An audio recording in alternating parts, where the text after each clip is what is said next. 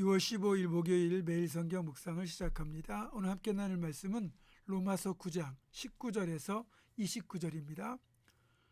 로마서 9장 19절에서 29절 말씀을 제가 봉독합니다.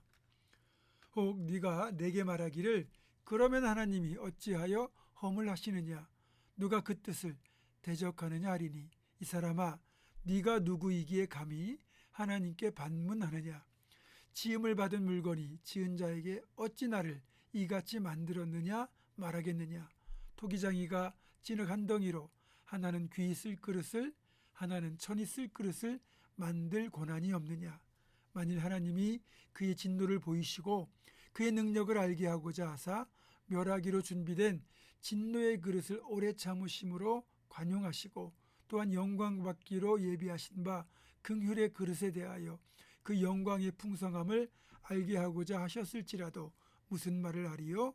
이 그릇은 우리니 곧 유대인 중에서뿐 아니라 이방인 중에서도 부르신 자니라. 호세아의 글에도 이르기를 내가 내 백성 아닌 자를 내 백성이라 사랑하지 아니한 자를 사랑한 자라 부르리라. 너희는 내 백성이 아니라 한 그곳에서 그들이 살아계신 하나님의 아들이라 일컬음을 받으리라 함과 같으니라. 또 이사야가 이스라엘에 관하여 외치되 이스라엘 자손들의 수가 비록 바다의 모래 같을지라도 남은 자만 구원을 받으리니 주께서 땅 위에서 그 말씀을 이루고 속히 시행하시리라 하셨느니라. 또한 이사야가 미리 말한 바 만일 만군의 주께서 우리에게 씨를 남겨두지 아니하셨더라면 우리가 소돔과 같이 되고 고모라와 같았으리로다 함과 같으니라. 아멘. 바울 사도가 오늘 본문에서 토기장이와 진흙을 언급하는 이유는 적어도 구원에 관한 권한은 전적으로 하나님께 속한 것이라는 사실을 말하기 위함입니다.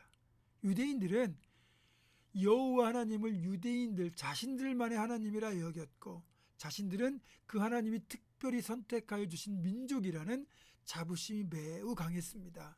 그래서 구원은 유대인들만의 것이라는 배타적인 사고가 강력하게 자리 잡고 있었는데 뜬금없이 바울이 유대인 아닌 이방인에게도 구원의 은총이 임했다고 이야기를 하고 또 실제로 이방인들에게 복음을 전하고 다니니까 유대인들의 입장에서는 신기가 꽤 불편했던 것 같아요. 이에 대한 바울의 변론이 바로 토기장의 비유인 겁니다.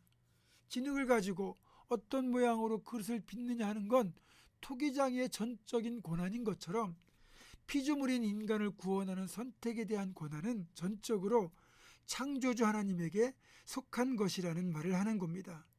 이에 대한 성경적 근거를 25절부터 29절에 제시하고 있습니다. 내 백성이 아닌 자를 내 백성이라 사랑하지 아니한 자를 사랑한 자라 부르리라. 너희는 내 백성이 아니라 한 그곳에서 그들이 살아계신 하나님의 아들이라 일컬음을 받으리라. 이 두 구절은 호세아서에 기록된 말씀이고요.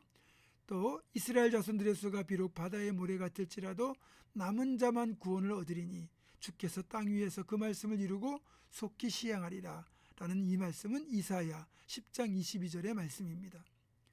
자, 하나님이 토기장이가 되시고 우리가 그분이 빚는 그릇이라면 우리가 하나님께 왜 이런 모양으로 날 빚으셨나요? 라고 따지고 항의하는 건 성경적인 원리에 비추어 보면 기본적으로 성립이 안 되는 항의입니다. 지음받은 물건이 자신의 모양과 용도를 결정하는 게 아니라 철저히 토기를 빚는 토기장이의 손길, 토기장이의 설계와 계획과 생각에 따라 다양한 모양으로 만들어지는 거예요.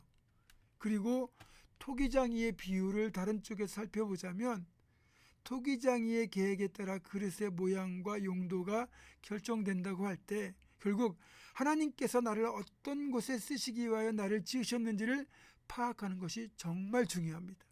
이것이 그릇 같은 그릇으로 빚어진 우리가 할 수 있는 최선의 응답입니다. 결국 귀하게 쓰이는 그릇이냐 천하게 쓰이는 그릇이냐 이렇게 구분하기보다 그릇이 만들어진 본래 목적, 의도에 맞게 쓰이고 있느냐가 가장 중요한 관건이라는 거죠. 예전에 보았던 특별한 애니메이션이 있습니다. 어떤 토기장이가 유난히 손잡이가 크고 넓은 그릇을 빚었어요. 그러다 보니 모양도 이상하고 멋도 별로 없는 정말 독특한 그릇이 되고 말았습니다. 당연히 그릇의 입장에서는 토기장이에게 서운한 마음이 들 수밖에 없었죠. 멋진 찻잔도 아니고 밥그릇이나 국대접도 아니고 이렇게 크고 볼품없는 모양으로 만들어 놓은 것에 대한 불만, 또 손잡이는 왜 그렇게 기형적으로 크고 넓은지 영 폼이 나지 않는 것에 대해서 모든 것이 불만스러운 상태였습니다. 그런데 어느 날 손님 한 분이 그릇 가게로 그릇을 사러 나왔어요. 그런데 주인이 그 손님을 보더니 한쪽 구석에 놓여있던 이 독특하고 볼품없는 그릇을 찾아서 이 손님에게 넘겨주는 겁니다. 자세히 보니까 이 손님은 사고로 손을 잃은 장애인이었어요. 손이 없는 장애인이었기에 그릇의 손잡이가 작으면 그릇을 집을 수가 없잖아요. 그래서 토기장인은 이 사람을 위하여 넓고 큰 손잡이가 달린 그릇을 특별히 제작했던 겁니다. 그때 비로소 이상하게 생겼던 이 그릇은 자신이 더 이상 이상한 그릇이 아니라 손을 잃어버린 이 사람에게 너무나 유익하도록 만들어진 특별하고도 소중한 그릇이었다는 것을 알게 되고는 토기장이에게 감사하게 되었다는 이야기입니다. 그렇습니다, 여러분. 하나님께서 나를 어떤 모양으로 빚으실 때는 거기 하나님의 선하신 계획이 담겨 있는 거죠. 그리고 또 한 가지 중요한 걸 우리가 잊어버리면 안 되는데, 내가 금그릇이냐 은그릇이냐 또는 톡이냐 하는 것, 이런 것보다 더 중요한 건 그릇이 깨끗하게 되어 있느냐의 정결의 여부입니다. 하나님께서 깨끗한 그릇을 사용하시잖아요. 그리고 이 깨끗한 그릇에 소중한 것을 담는 법입니다. 토기장이가 되신 하나님께서 선한 목적을 가지고 하나님의 계획에 따라 저를 빚으셨고 여러분을 빚으셨습니다.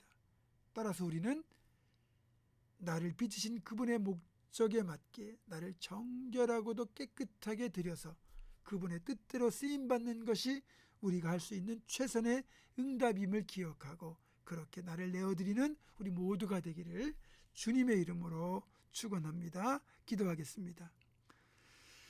나를 하나님의 계획에 따라 빚으신 하나님의 그 손길 따라 나를 빚으신 그 목적대로 나를 온전히 그 쓰임에 맞게 내어드리는 우리 모두가 되게 하여 주시옵소서. 예수님의 이름으로 기도하옵고 이제는 우리 주 예수 그리스도의 은혜와 하나님의 사랑과 성령의 교통하심이 나를 빚으신 하나님의 뜻대로 나를 내어드리기로 결단하는 사랑 모든 성도들, 이들의 삶과 가정과 생업과 앞날과 우리 교회 위에 지금부터 영원토록 함께 하시옵기를 간절히 축원하옵나이다. 아멘.